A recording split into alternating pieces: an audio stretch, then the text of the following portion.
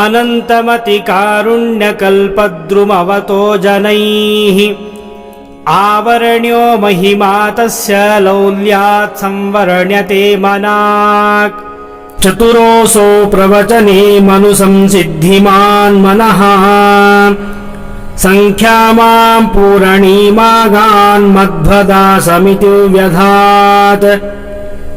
दिशं प्रयान्तं शशिनश्चरन्तं भुव्यशोधयत् तीर्थकं विष्णुतीर्थं च विष्णुतीर्थश्च तीर्थकम् अकामानामनेकेषां सिद्धिभूमिं तपस्विनां तिरोहितात्मा प्रापासो हरिश्चन्द्रमहीधरम् द्वन्द्वदुःखानले वीरो मात्सर्येण विमत्सरः तत्याजमत्वा तस्यासावशनादीन्धनायितम्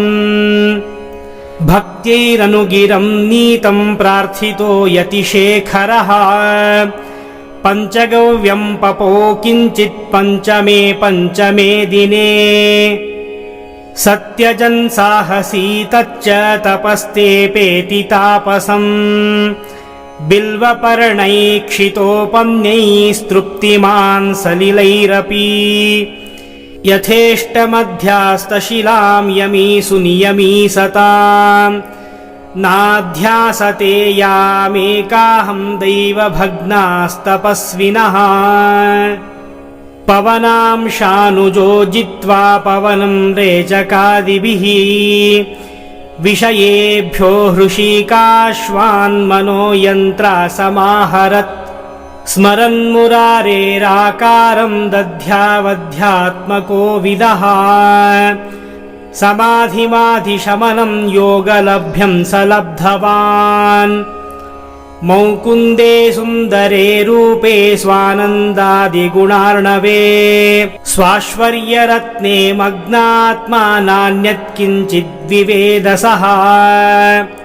कामत्रासविहीनस्य तस्य सुज्ञानचक्षुषः विना कैवल्यसाम्राज्यं नार्घो योगमणेरभूत् मध्वानुजे मध्वनाथो यं प्रसादं व्यधात्तदा सचित्ता विषयत्वाद्वातोऽप्यत्वाद्वा न वर्ण्यते अहो महाभोधसेवा महिमास्मिन् युगे यतः धन्योऽसो सिद्धिमापे मां सोमरैरित्यलाल्यत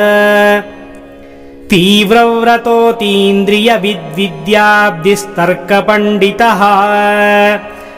अनिरुद्धपदाधारः प्रेष्टः शिष्यस्तमाययौ तेन सम्प्रार्थितं प्राप्तं रूप्यपीठमिमं पुनः कृत्स्नज्ञं कृपया स्वेषु सम्प्राप्तं मेनिरे प्रजाः कवीन्द्रतिलको विद्वच्छेखरस्तापसाग्रणीः मध्वकेलीशुकोऽस्याभूच्छिष्यो व्यासपदाश्रयः असोदास्यं ध्रुवं यान्तं महान्तं महतामपि व्यधादनुग्रहं कुर्वन् सामर्थ्यैः कौतुकं नृणाम् आरुरोह दुरारोहं सपरैः प्रीतिकृद्धरेः महान्तं महिमानं च महीन्द्रं च गुहप्रियम् आकृष्टोऽस्य गुणैर्व्याप्त्यैर्योगोदाया उपाययो सपद्मनाभतीर्थाख्यशिष्योऽन्यो भूत्सु चेतसः श्रुत्या मत्या सदा भक्त्या विरक्त्या नित्यसेवया अस्मै प्रसन्नः प्राज्येक्षः सद्यो विद्यां ददौ शुभाम् वेदान्ताब्धिं न योजातु जहो विद्वत्तिमिङ्गिलः युक्तिप्रवाहसंरम्भात् परशास्त्रनदीचरः व्याख्याप्रणादमात्रेण वीरं मन्यान् स्वमण्डले मायाविग्रामसिंहान्यो वादिसिंहो निराकरोत् मत्तदुर्वादिमातङ्गतर्कमस्तकदारणे पञ्चास्यो यो भवद्व्यक्तं चतुरास्योऽपि केवलम् सन्न्यायरत्नावलिरप्युदपादियतः शुभा टीकापरानुव्याख्याया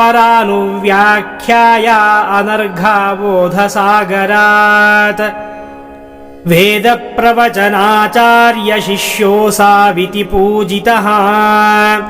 सभ्यः सभायां यो वेदं व्याचख्यो वेदसारवित् अनयोः प्रथमे शिष्याश्चरमे चाभवन्निह अनन्तबोधस्यानेके यतीन्द्रा बहुदेशजाः वशीकृतहृषीकाश्च जननाद्युपमर्दिनः नरसिंहपदाधारा अभ्यस्तोपेन्द्रनामकाः अदीर्घान्याभिधाना ये श्रीमद्रामपदाश्रयाः अप्रत्यक्षगुणोद्रिक्ता भक्तिवैराग्यसागराः पादैः पुनन्तः पृथिवीं दर्शयन्तो हरेः पदम् धूतदुःसमयध्वान्ता आदित्या इव गां गताः मोक्षशास्त्रामृतां बोधिसेवया नित्यनिर्वृताः चक्रिचारुतरार्चासु चक्रिणश्चरणार्चकाः मध्वः प्रशिष्या बहवः शिष्या येषां मुहुस्तथा अलं चक्रुरलं पृथ्वीं सर्वे सद्गुणभूषणाः सदा सकलसच्छास्त्रव्याख्यासोऽख्यामृताब्धिगाः सर्वे दुर्वादिदुर्वादकाण्डखण्डनमण्डनाः भूरि भक्तिभरा केचिदप्यल्पश्रुतसम्पदः अप्यल्पबोधा अपरे बहुश्रुतमहागुणाः बहवो गृहिणोऽप्यस्मात् समग्रानुग्रहं ययुः दीप्ता यत्राग्नयैव त्रयोलिकुचशेखराः माध्वं नियोगं ये प्रायो नात्यजन् विदुषां वराः शिष्यक्षेत्रेषु सद्विद्या बीजावापैकदीक्षिताः ग्रामण्यो ब्राह्मणाग्रण्यः प्रापुः पूर्णेक्षशिष्यताम् येषां सद्गुप्तिमात्रेण भवेत् किल परं पदम् शुश्रूषापक्षपाताद्यैकेभ्यश्चित् केवलं ददौ रामप्रियो राम इव स्वां गतिं योगी दुर्लभाम् शिष्यप्रशिष्यातिशया ईदृशा यद्दयोदयात् को नेच्छेत् सुलभं भक्त्या तत्पादसुरपादपम्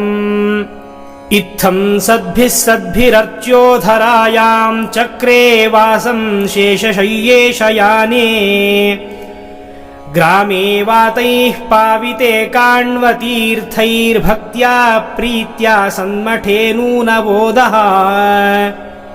आनन्दतीर्थ भगवद्वदनेन्दुबिम्बं विद्यासुधाविततकान्तिसुकान्तिकान्तम्